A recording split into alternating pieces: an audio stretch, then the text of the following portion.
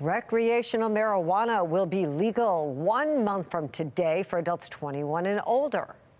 We've been seeing this happen for 15 years, but it was always away in Colorado and California, in New Jersey and Massachusetts.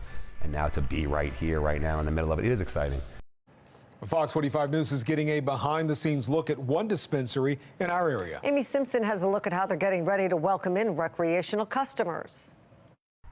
Whether or not you have plans to check out one of Maryland's dispensaries, this is big business. This one dispensary here in Columbia, which right now is only open to medical cannabis sales, says it sees about $1 million in revenue every month.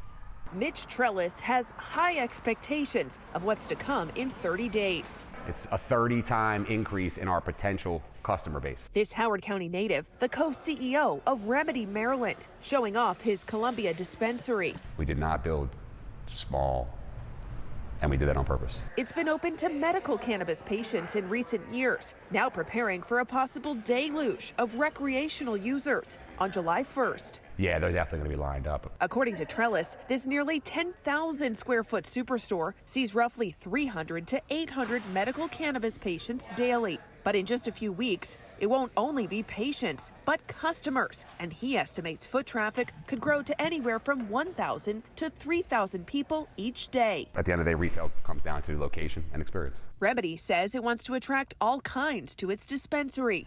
This is the Remedy VIP room. As Marylanders 21 and over will soon be able to legally buy flour, pre-rolls, edibles, vapes, lotions, the list goes on. Trellis calling the 9% sales tax on recreational cannabis, which is the same as alcohol, a very smart decision by state lawmakers. If our goal is truly to end the black market, then the answer is to have a cheap sales tax, because the black market has no sales tax. This business also preparing for out-of-towners, as Maryland is surrounded by half a dozen states that have yet to legalize recreationally. We actually expect Maryland to be kind of a cannabis destination, a draw. Trellis said 1/8 of an ounce of cannabis will run customers anywhere from $30 to $60. This is bulk cannabis. Temperature controlled and under tight security, Remedy taking us inside its vault in Columbia as the dispensary stocks up on inventory in the coming weeks. You have Applejack, Apple Butter Breath, Bahama Breeze, burnt orange. And while they can't perfectly predict Maryland's appetite for legal weed, this business braces for the possibility of selling out of its products entirely. It's like being a liquor store or being a restaurant and like possibly running out of food in the middle of the day. It's something you have to just kind of plan for and keep your fingers crossed. And as Remedy preps for that transition to recreational cannabis sales, they say staffing and logistics must change too. 20 staff on a normal day will grow to more than 40 staffers, and 12 cash registers by next month will need to be at least 20. In Columbia, Amy Simpson, Fox 45 News.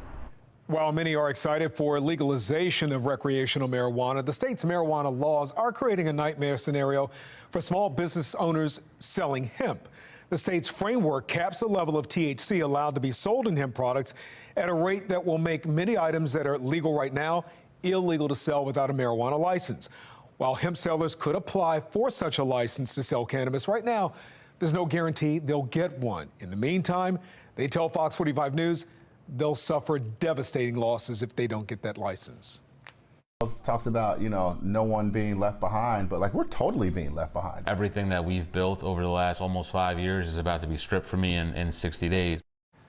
The lawmakers say the restrictions were written on purpose and they had concerns about a lack of regulation on hemp.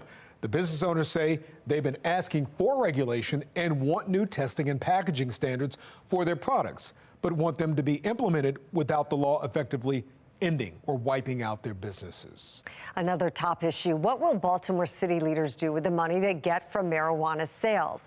The city council laying out a plan to give millions of dollars in taxes and fees back to local jurisdictions. The money will go towards investments in communities the city determines were disproportionately harmed by cannabis enforcement over the past 20 years. I'm Mary Bubala. Thank you for watching. Here's another video for you to watch. Also take some time to subscribe to our YouTube channel.